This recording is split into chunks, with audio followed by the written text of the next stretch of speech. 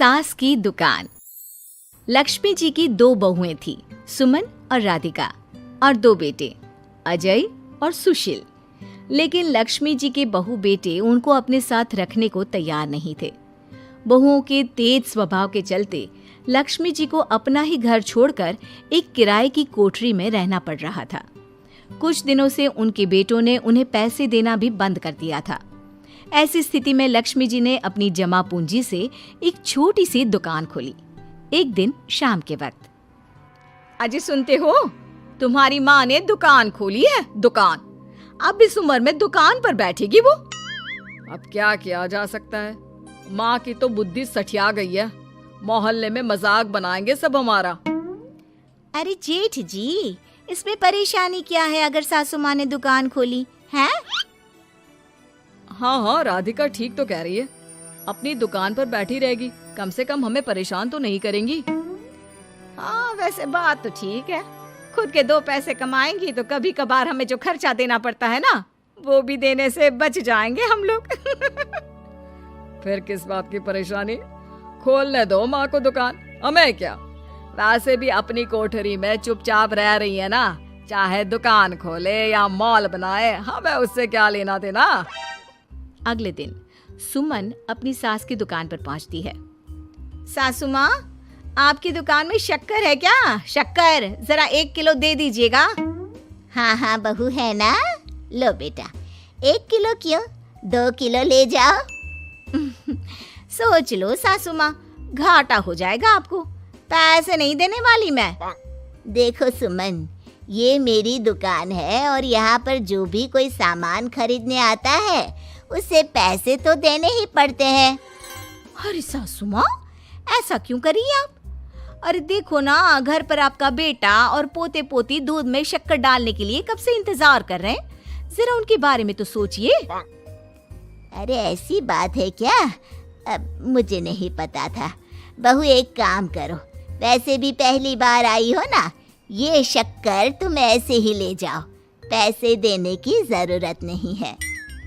अगले दिन राधिका भी अपनी सास की दुकान पर पहुंचती है। प्रणाम सासू माँ, कैसी चल रही है आपकी दुकान? बस बेटा, जैसे तैसे करके काम चला रही हूँ। तुम बताओ, घर में सब राजी खुशी है ना? हाँ हाँ मम्मी जी, सब कुछ ठीक ठाक है। बताओ राधिका बहू, कैसे आना हुआ? कुछ काम था क्या? वो ना मम्मी जी, मुझे जरा 5 किलो आटा चाहिए था।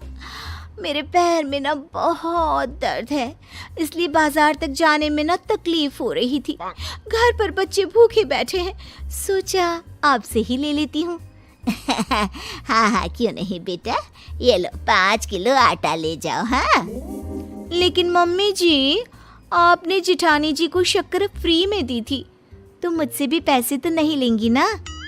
हाँ, अच्छा ठीक है बेटा, कोई बात नहीं, तुम ऐसे ही ले जाओ, बच्चों से क्या पैसे लेना। कुछ दिनों के बाद लक्ष्मी का बेटा अजय दुकान पर पहुंचता है।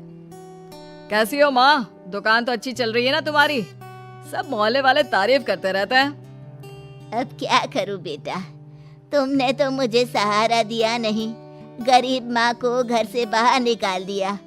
कुछ तो करना पड़ेगा ना अपना पेट पालने के लिए। वो माँ ना बहुओं की बहुत चिक चिक रहती थी।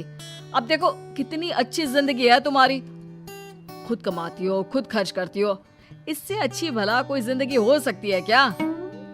हाँ बेटा, दिल को बहलाने के लिए तुम्हारी ये बात भी सही है, लेकिन कोई बात नहीं बेटा, मैं खुश हूँ। अच्छा माँ, मैं क्या कह रहा था, जरा 500 उधार तो दे देना। कमाल की बात है बेटा, तुम मुझसे पैसे उधार मांग रहे हो, तुम्हारे पास पैसों की क्या कमी है? अरे माँ, इस महीने की तनख्वाह नहीं आई और आप तो अपनी बहू को जानती है ना, उसे शॉपिंग करनी है, जल्दी वापस लौटा दूंगा माँ। ठीक है बेटा, ये लो 500 रुपए, लेकिन देखो कुछ दिनों में वापस दे देना, मुझे अपनी दुकान के लिए माल भी तो खरीदना है। हाँ हाँ ठीक है माँ, जल्दी पैसे लौटा दूंगा।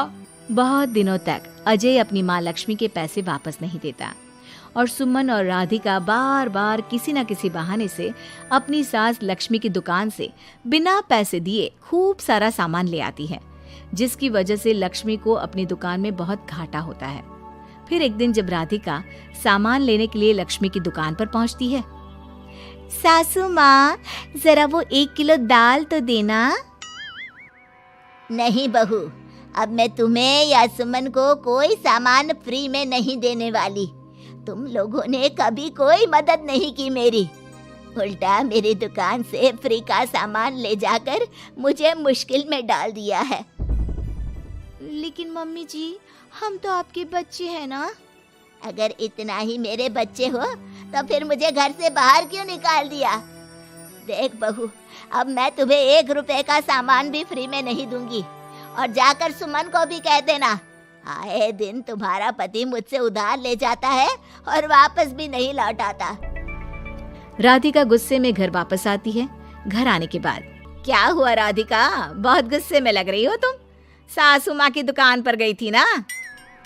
सासू माँ का तो कुछ करना पड़ेगा, जब से ये दुकान खोलकर बैठी है। अक्कड़ तो देखो उनकी। अरे लेकिन हुआ क्या है? होना क्या है, दाल लेने गई थी, मुझे 4 बातें सुनाकर उल्टा भेज दिया, कुछ दिया भी नहीं। ये तो सासू माँ ने ठीक नहीं किया। देखो मेरे पास ना एक बहुत अच्छा प्लान है। कैसा प्लान भाभी? हम अपनी सासू माँ की दुकान में किसी चोर से कहकर चोरी करवा देते हैं और सारा सामान अपने घर मंगवा लेंगे। उसके बाद हमारे पास फ्री में सामान भी आ जाएगा और सासू माँ की अकल भी ठिकाने आ जाएगी। ठीक है भाभी, मैं आपका पूरा साथ दूंगी। अब जल्दी से ये काम करवा दीजिए। और 2 दिनों के बाद सुमन और राधिका एक चोर से मिलकर लक्ष्मी की दुकान में चोरी करवा देते हैं।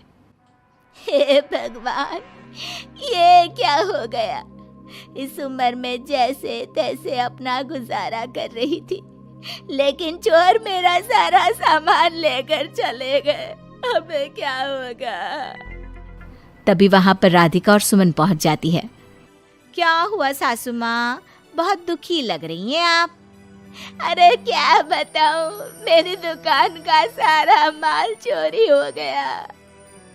अब अगर आप अपने ही बहू बेटी को सामान नहीं देंगी तो ऐसा तो होगा ना सासू माँ। अब राधिका की बात सुनकर लक्ष्मी को यकीन हो जाता है कि इस चोरी के पीछे कहीं ना कहीं उसकी दोनों बहुओं का ही हाथ है। लक्ष्मी एक प्लान बनाती है, पैसे उधार लेकर अपनी दुकान में फिर से खूब सारा सामान ले आती है। अरे भाभी, देखा आपने, सासू माँ की दुकान तो फिर से सामान से भर गई है। हाँ वही तो, मैं तो सोच रही थी कि एक बार में उनकी अकल ठिकाने आ जाएगी, पर लगता है फिर से कुछ करना पड़ेगा। लेकिन अब हम क्या कर सकते हैं? अरे वही जो हमने पहले किया था। इसका मतलब फिर से चोरी करवाएंगे? हाँ, उसके बिना हमारा काम कैसे चलेगा? और इस बार चोरी करने हम दोनों चलेंगे, कुछ नहीं छोड़ेंगे उनकी दुकान में। सुमन और राधिका दोनों मिलकर लक्ष्मी की दुकान में चोरी कर लेती हैं और सारा सामान चुपचाप अपने घर के स्टोर में लाकर रख देते हैं। लेकिन सुबह होते ही लक्ष्मी पुलिस लेकर सुमन और राधिका के घर पहुंच जाती है। इंस्पेक्टर साहब, मेरी इन दोनों बहुओं ने ही घर में चोरी की है। अरे ना ना इंस्पेक्टर साहब, ये हम पर झूठा इल्जाम लगा रही हैं। अरे हम क्यों इनकी दुकान में चोरी करने लगे? माँ, आपको शर्म नहीं आती अपनी बहू पर झूठा इल्जाम लगाते हुए?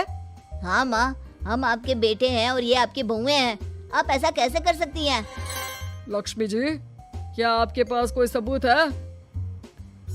अरे इंस्पेक्टर साहब, आप इनकी बातों में मत आइए। ये हमारी माँ है और इनकी दिमागी हालत ठीक नहीं है, इसीलिए तो हमसे अलग रहती हैं। इंस्पेक्टर साहब, मेरी दिमागी हालत बिल्कुल ठीक है और मेरे पास इन दोनों के खिलाफ बहुत बड़ा सबूत है। बताइए, क्या सबूत है आपके पास? आप जरा मेरी दोनों बहुओं के हाथ पानी से धुलवा दो, फिर सब कुछ साफ साफ पता चल जाएगा। अरे हाथ पानी से धोने से क्या होगा माँ? आप दोनों मेरे सामने अपने हाथों पर पानी डालिए। जैसे ही राधिका और सुमन अपने हाथ पानी में डालती हैं, उनके हाथों का रंग लाल हो जाता है और ये देखकर सब लोग हैरान रह जाते हैं। अरे ये क्या, तुम्हारे हाथों का रंग अचानक से लाल कैसे हो गया? क्योंकि मैंने अपनी दुकान के सारे सामान पर एक तरह का केमिकल लगा कर रखा था। मुझे पता था जो भी चोरी करने आएगा वो सामान को अपने हाथों से उठाएगा और उसके हाथों पर रंग लग जाएगा। अरे माँ, आप तो बहुत चालाक निकली। इसे चालाक नहीं बेटा, बुद्धिमान कहते हैं। और जिसके तुम्हारे जैसे बहू बेटे हो उसे थोड़ा बहुत तो अपनी अकल से काम लेना ही पड़ता है ना। शर्म नहीं आती आप लोगों को अपनी ही माँ को परेशान करते हुए? हमें माफ कर दीजिए सासू माँ, हम आइंदा ऐसी गलती कभी नहीं करेंगे। और हाँ, आपको अपने साथ रखेंगे, आपकी सेवा करेंगे और पूरी इज्जत भी देंगे। हमें माफ कर दीजिए।